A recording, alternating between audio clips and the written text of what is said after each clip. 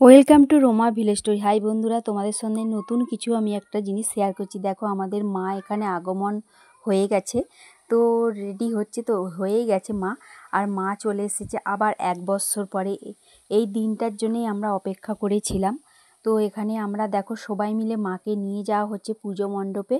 আর পুজো মণ্ডপে চলে এসেছে মায়ের মানে যেখানে প্যান্ডেলের মধ্যে মাকে বসিয়ে দিয়েছে। আর কত লোকের সমাগম দেখো এখানে। আর মানে হাজার হাজার লোক, এখানে হাজার হাজার লোক।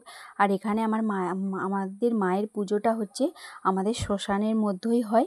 আর চুল্লিটা দেখো খুব সুন্দর করে সাজিয়ে দিয়েছে, ওখানে সব মোমবাতি জ্বালছে, ধূপ জ্বালছে। আর এইটা হচ্ছে আমাদের শ্মশান।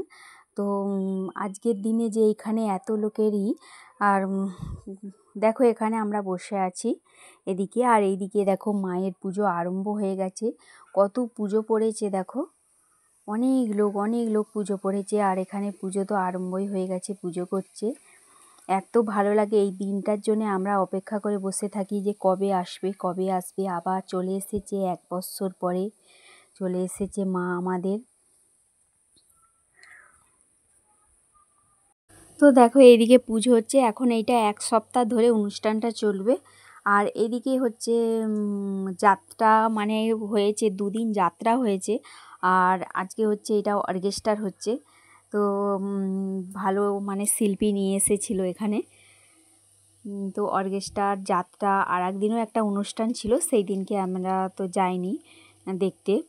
আর তারপরে দেখো শেষ দিনকে হচ্ছে অন্নভোগ হয়েছিল এখানে। মানে সবাইকে ভোগ খাইয়েছিল।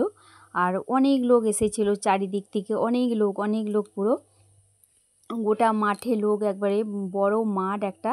আর শ্মশানে হয়, শ্মশান থেকে আবার এটা মাঠে নিয়ে চলে আসে, যে আমাদের সামনেই মাঠ আছে সেখানে নিয়ে চলে আসে। আর এখানে সব ভোগ খাওয়ানো হচ্ছে। তো দেখো এখানে অনেক লোক খাওয়ানো, এত লোক বসিয়েও কিন্তু সেই সন্ধ্যে থেকে 12টা বেজে যায়, রাত 12টা বেজে যায়, বাড়ি আসতে প্রায় 1টা বেজে যায় বাড়ি আসতে। সবাই মিলে আমরা সব মহিলারা মিলে মানে পরিবেশন করছি আর কি, সবাই মিলে।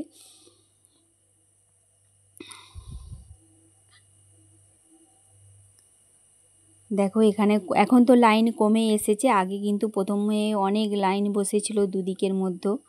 এত ভালো লাগে এই দৃশ্যটা দেখতে, কি বলবো। আর এবার দেখো আমাদের মা তো যাবার সময় হয়ে এসেছে, মা আমাদেরকে ছেড়ে চলে যাবে। খুব মনে কষ্ট লাগছে, মানে কি বলবো, কান্না পেয়ে যাচ্ছিল। তো মা চলে যাচ্ছে, আবার কবে আসবে মা, সেই অপেক্ষাতেই আমরা আছি। তো মা আমাদের সবাইকে আশীর্বাদ করেই গেছে। তো দেখো এখানে সামনেই একটা পুকুর আছে, সেখানেই হচ্ছে মাকে নিরঞ্জন করে দেয়। বেশি দূরে তো নিয়ে যেতে পারে না, এত বড় আমাদের মাটা হয়েছে, খুব বড় একবারে। যে একতলা যে বাড়ি আছে, সেই একতলা বাড়ির সমানে হয়ে যায়। প্রতি বছর একটু করে মা বাড়তে থাকে প্রতি বছর।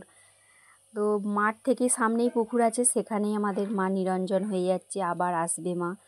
চলো, আমার ভিডিওটা তো কেমন লাগলো, পুরো ভিডিওটাই দেখালাম আমাদের এখানে যে পুজো হয়, মায়ের পুজো।